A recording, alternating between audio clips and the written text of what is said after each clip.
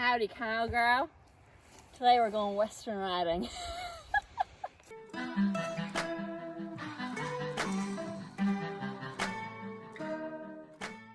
So I'm here today, all dolled up in my western gear, ready to ride some western horses. So I very luckily managed to convince my friend to let me ride her western horse. And I'm going to give western riding a try. You know, I know nothing about it at all, despite Alison trying to teach me as much as she can.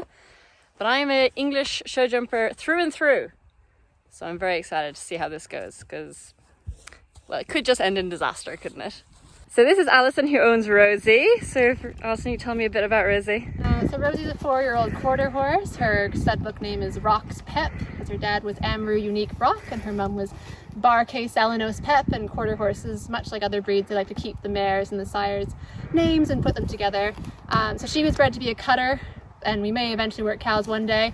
She goes back to some famous cutting sires and her family tree on both sides, but for the meantime we're doing mostly ranch and dabbling in a bit of reining, and just getting out to our first show season this year. Yeah, she's already come back with a lot of rosettes or ribbons, hasn't she? Yeah, we got high point and that last day was a pretty good day, that last one. Very good. Well, thank you very much for letting me ride her, Alison. We'll see how it goes. No worries. Are you excited for me to ride her? Oh yeah, I'm excited to see what you do. As in fall off. No, you're gonna go flying change in a way that I could never. Okay, we'll see. All right, we'll get going, and yeah, we'll finish tacking up. Rosie, you look absolutely thrilled with life. Rosie has no work ethic. No. If she never had to do anything ever again, she'd be thrilled. Same. But that's not your life. Same, Rosie, same. Look at you, gorgeous girl. We're gonna be matching. Alrighty, so I am on Rosie now, as you can see. So I've ridden western once ever in my life. So, you know, when you see these videos of me riding around and you go to type a message giving out about the state of my riding, just remember, I don't know what I'm doing, okay? I have no idea what I'm doing, and Alison is going to help me along. So I'm just walking around for now. Alison's setting up some poles, not really sure what she's doing, but I'm a bit stressed about it. I think she's making a box. Oh god. Anyway, and then yeah, we're gonna get going, do some trotting, and then do some cantering, and then some sliding stop kind of things, some spinning around. Heard that's very popular in the western. And yeah, a bit all sorts of fun stuff. Oh man, I don't know what I'm doing. But anyway, I'm very excited to give it a go.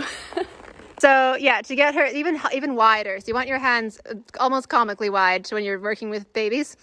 And she thinks that you're asking, so she doesn't have to half halt that we're going to a trot. We're purposely going to trot, perfect. And so we're just going to do like a western pleasure jog. And if she gets going too fast, just ask for a half halt by squeezing with your legs, sitting deep with your seat, and then just lightly touching the reins if she doesn't respond to the seat and leg commands. And then if you want to bring her back to a walk, then you squeeze, sit even deeper, say easy, and she should break down. And you shouldn't really have to use your hands all that much. They're mostly just there to remind her to keep in frame, and then if she ignores you, to remind her that she's supposed to do what you want. And then, so the only time you ever take your legs off is to ask her to stop. Otherwise, squeezing means to slow down, tapping means to go forward. And if she tries to throw her head up and be silly, then we just have to remind her to, by squeezing our legs and getting her back on contact. So once western horses turn 6, they usually get put into a curb bit. She's still in the snaffle because she's 4, and so we ride with more hand contact. Once they get put into a curb bit, they are neck reined and almost not, their mouths basically aren't touched unless you really need to in a emergency situation, as curb bits are a lot harsher. She does both very equally. I think she prefers to turn on the forehand, which is unfortunate because that's not a reining maneuver.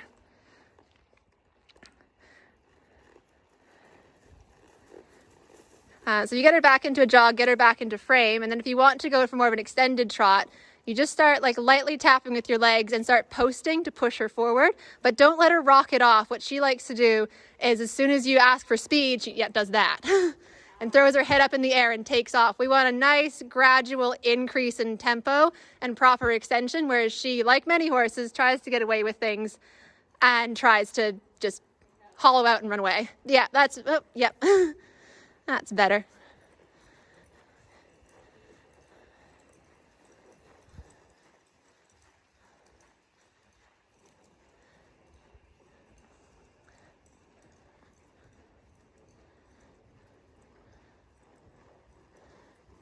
right, if you just want to go between extended and collected trot, just get the feel for half halting her, because that'll be important for the...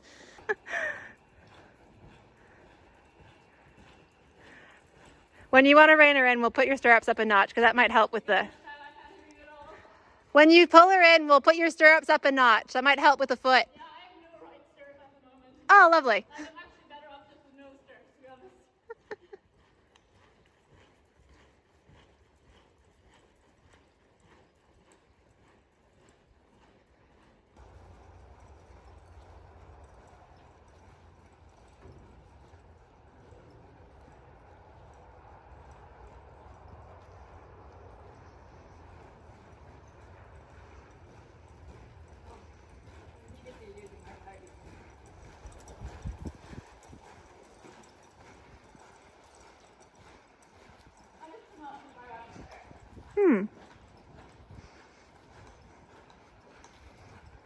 Yeah, I have trouble with that side, but I don't usually like lose it. But you ride so much better as soon as you're out of the stirrups because you're not thinking about them.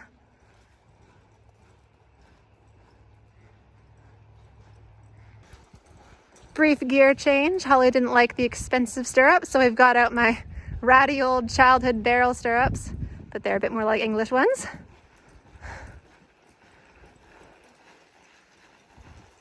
Rosie, that was not.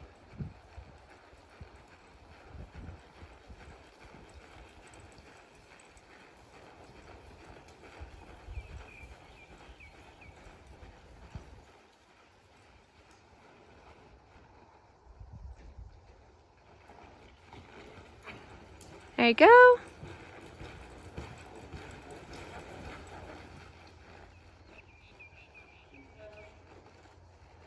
Oh, this is her hard lead. She's like, don't make me do it. So because Rosie's still learning how to spin, and she's only okay at it, she likes to suck backwards, like rock her weight backwards because it's easier, and then it produces a much worse spin. You get no cadence, you get no rhythm, like it's just very stop and start. So what we're working at the moment, which the box helps with, is we have to try and think that we need to keep her front end like the same distance from all of the poles as you go around. And what you'll find is that she starts out there and you ask her to spin around and she'll suddenly be nowhere near that back pole. Like she'll just, because she sucked backwards and started drifting backwards, you're going to pick whichever direction you want to go. So let's say left because it's her better one. And we open up the left rein, close off the right rein, and then we're going to use our outside leg to push her shoulder. Ready, go.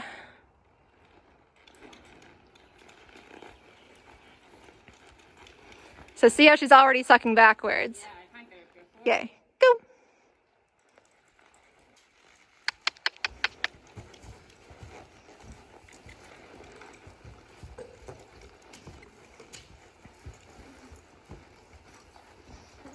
Woo! Coming now.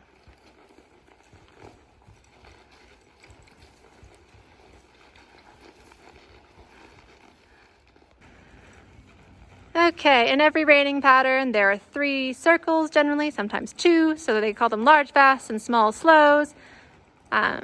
So with the large fast, you're going for a fair bit of speed. Yeah, in the middle of the arena, start your... And then you just gotta push her. You're supposed to be fast but collected. We'll get fast and not collected with Rosie. And you do, so in this case, 2 fasts. And then in the middle of the arena, you ask for a small slow. So you go from an extended canter to a collected canter, seemingly without any effort, ideally. And then you do a small slow and then stop in the middle of the arena without breaking gait. Very good.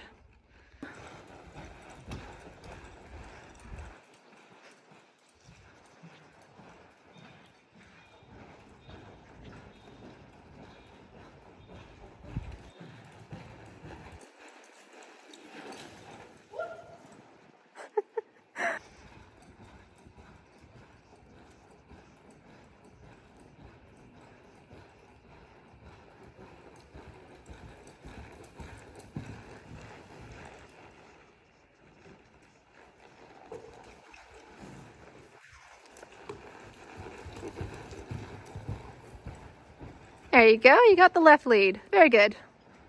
She does hate doing that.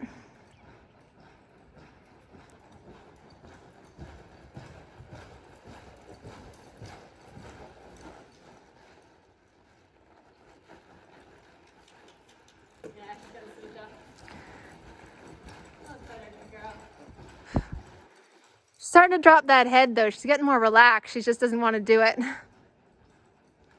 Classic Rosie. You got a much better frame now.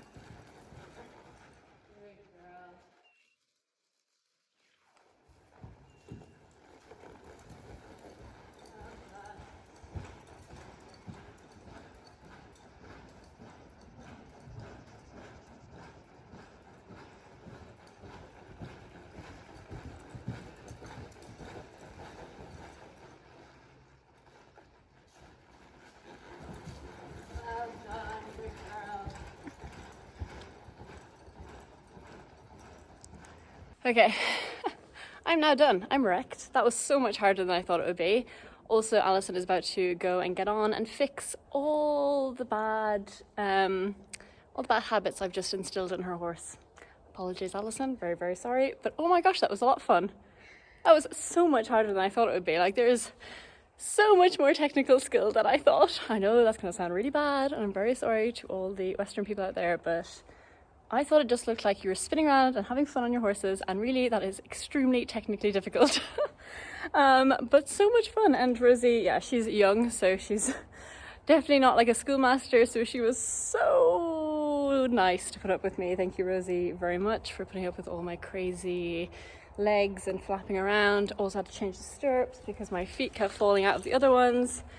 But yeah, I don't know if I'll be taking it up as a sport because it is quite difficult, but had a lot of fun. Had a lot of fun doing it. So now I'll show you a few clips of Alison riding Rosie because it's going to be a lot better. A lot better. So just quickly before Alison gets on and rides Rosie and shows you guys how it's meant to be done, I just wanted to say a really quick thank you to Skillshare for sponsoring this video.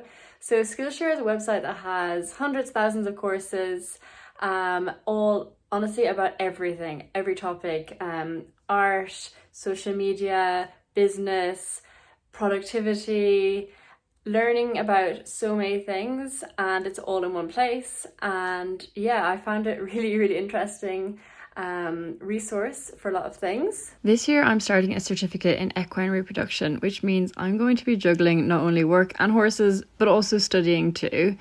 So I found this really good course on productivity, which gave me some great tips for organising my day and just getting everything done. It's actually a course by Ali Abdal, who I already follow on YouTube, and I listen to his podcast too. So it was quite fun to see like a familiar face on Skillshare.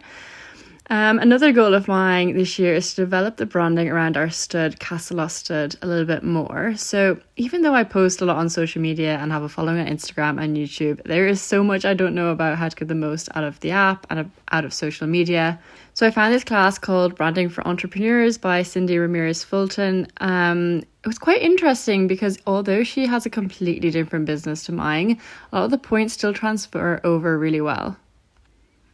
So if these classes or any of the thousands of other classes seem interesting to you, then be sure to click the link in the description, which will give you a 7-day free trial, no strings attached, no obligation.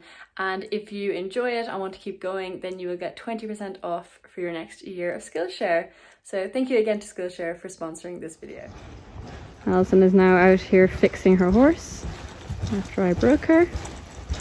Lovely, really nice.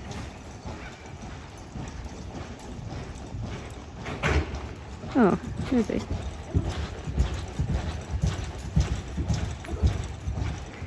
See, that's how fast it felt like I was going, but I feel like I was actually going extremely slowly. Oh, you're gonna run over me.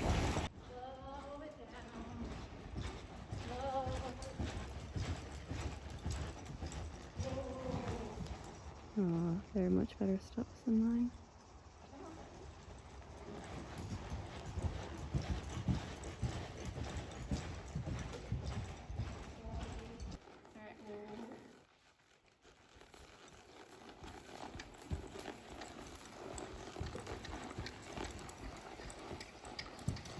Nice. Oh, good girl, Rosie. Alright, so we're all done now. Alison is behind me walking Rosie off. Yeah, that was fun. That was really, really fun, but very difficult. I'm sweating. It is like over 30 degrees. It's quite hot, but nice in the indoor actually.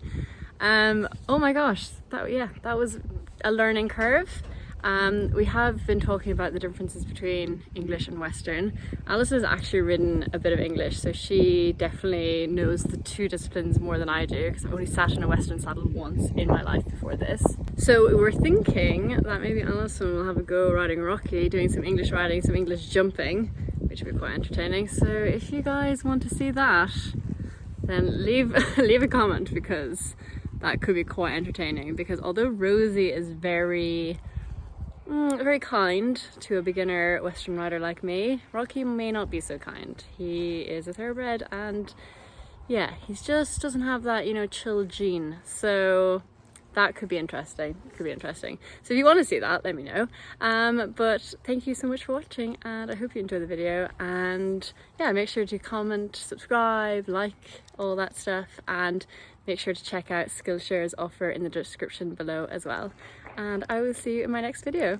Bye guys.